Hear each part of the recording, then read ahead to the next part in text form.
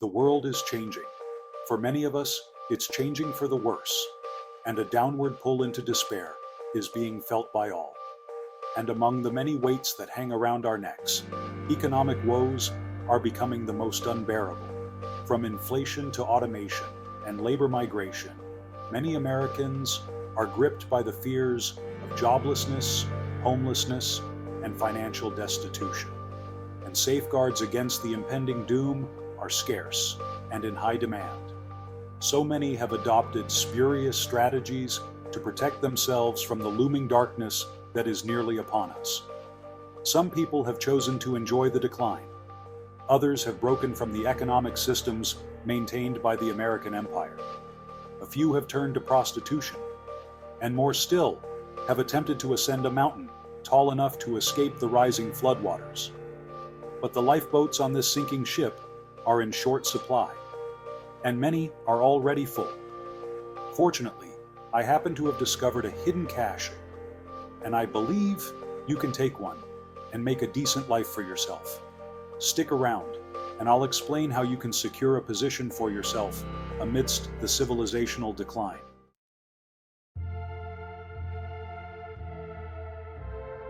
The Great Boomer Die-Off. We are reminded daily of the fact that our futures have been wrecked by the myopia of older generations, which have spoilt themselves on the wealth generated by America's post-war cornucopia, while keeping themselves content with the knowledge that their children would not need to pay off the bill until they were safely dead. Death, of course, is the savior that protects the boomer generation from their children's retribution. Furthermore, in a bout of characteristic sadism, these same, let's call them people, have abdicated their responsibility to educate the younger generations that would one day maintain the civilization that would need to foot their bills. And now these same boomers are finally dying and vacating their occupations, thereby reopening paths to jobs that had previously been closed.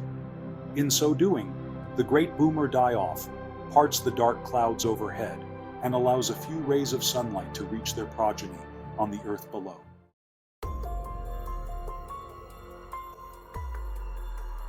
Their attempt to replace you. Of course, it would be quite peculiar if the malevolence we have come to expect of our elders were adulterated. Indeed, they also found such a development unnerving. So our elders have issued a gift of many parting shots fired in our general direction.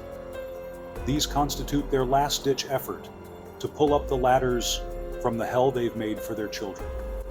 Among them are 3 economic tools meant to separate their offspring from their livelihoods. I will mention them in no particular order. The first is artificial intelligence, which aids the growing obsolescence of man and for which many people are losing their jobs. The second is inflation, which destroys the value of the dollars people labor for. With this instrument, our elders have managed to drive many struggling youths into permanent destitution. And the third is foreign labor, which promises that we must contend with the legions of slave laborers around the world for the few jobs that remain. This shot is particularly cruel because many of these foreign workers were born to parents who bothered to train their offspring for the coming dark age, while our own either failed or refused to do so for us. Now, given our present misfortune and the promised perils ahead, it behooves us to find a way forward so we can not only endure the decline, but reverse it.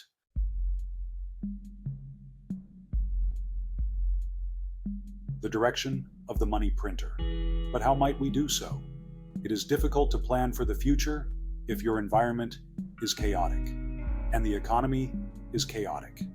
It is continually disrupted by fiscal, monetary, and technological advancements, which destroy our ability to prioritize information and plan accordingly.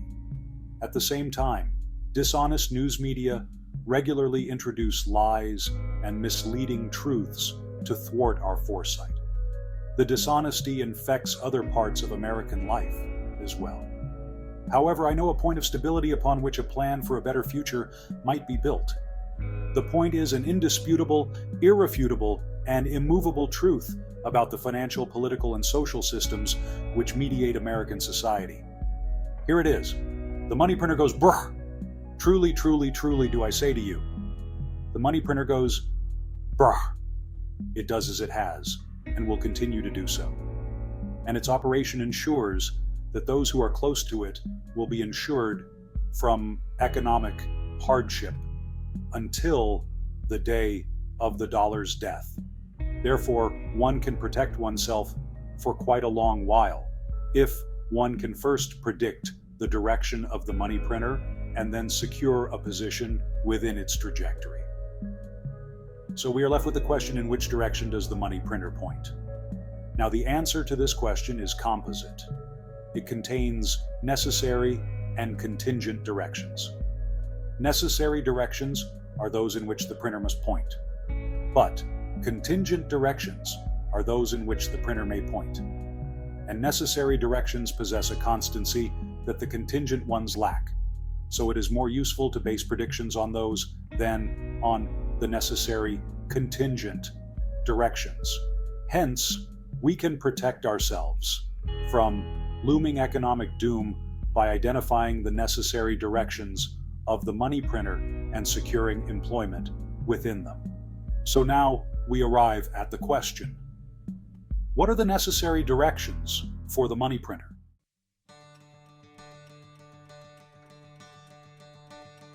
The necessary direction of the money printer. The necessary directions lead to critical infrastructure. Here's why.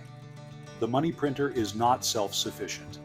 It can only exist in a society wherein numerous complex systems and systems of systems operate well. Furthermore, the archdemons who control the printer also depend upon complex systems in order to maintain their control. Therefore, both the printer and its infernal masters must cooperate to preserve the systems that sustain them. The masters have identified these systems and designated them as critical infrastructure. Now, critical infrastructure requires skilled workers to maintain it, and many entities that constitute it require regular monitoring and maintenance. So, jobs need to exist that satisfy these requirements, and hope lives within that need. It lives as the boomers die and becomes more evident as they do so. It enlivens because members of the boomer generation hold many jobs within critical infrastructure. So these jobs are becoming more accessible for the younger generations during the great boomer die-off. Furthermore, many critical jobs cannot be automated, and their importance to national security imposes citizenship requirements that inhibit migrant workers from acquiring them. Meanwhile, the small size of the younger generations relative to the old ensures that many openings will be difficult to fill. So the regime needs skilled workers in critical infrastructure to continue existing. Yet they will be even more scarce than they currently are. And that means higher salaries, improved promotion potential, and exceptional job security for people who enter critical fields. You can exploit this. You should. Next, let's address how you can do so.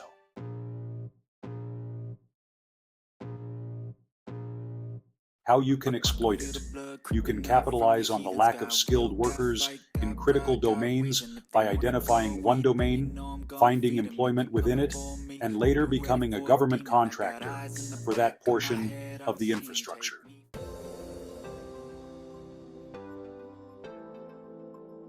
Identifying your domain.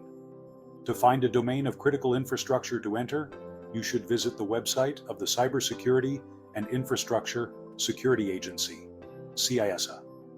This site contains a list of the 16 critical sectors. If you can find employment within one of these, then your job should be secure until the American empire collapses. I recommend entering either the defense industrial base, the information technology, communications, or the critical manufacturing sectors. These four are the sectors most relevant to the new space economy, and people in these sectors will be able to exploit the coming economic boom more easily than those in others. I feel nauseous, believe me. Never had a lot of shit come easy. Next, after determining the sector you want to work within, you need to identify a job that you can hold in that sector.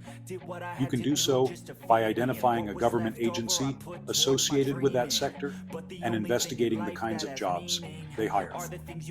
You can investigate the future of these jobs on the website for the Bureau of Labor Statistics to decide which job you want to pursue a career in. After deciding on the job you want, you must make a list of the credentials and skills needed to occupy it.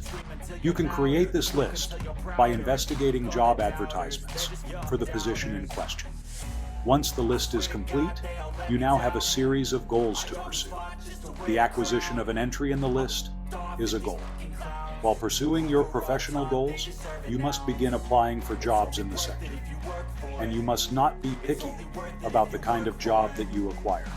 This means that if an opportunity comes your way that presents a better alternative to what you have now, then you should take it. Even if it is not what you were hoping for, you should apply to at least one job per day, and you should scale that up to 3 or 4 after you become comfortable with doing so. You must apply while pursuing your goals and find a point for improvement with each attempt. In this step, persistence and learning are the tools that will help you get what you want. If you maintain this procedure of constant application and learning, then you will find employment in the sector of your choosing. After securing that employment, you can pivot into better positions as they appear.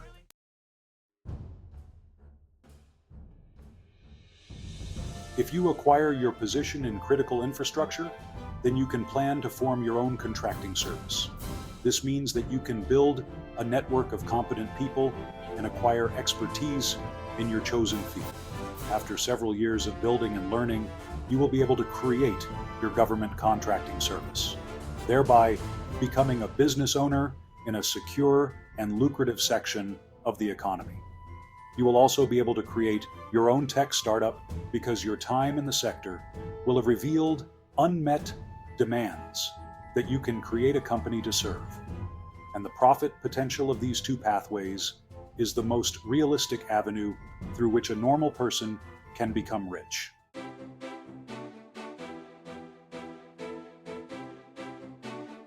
Next steps. Understanding this, we are left with the question: what should you do now? I answer: you should subscribe to Elenarda, the Space Guild. We are a network of creators and technicians committed to human felicity in the cosmos. Our members will build businesses, create franchises, recover communities, and more in pursuit of the infinite. You can be part of the legend we are making, but we need to know you're there. So let us know.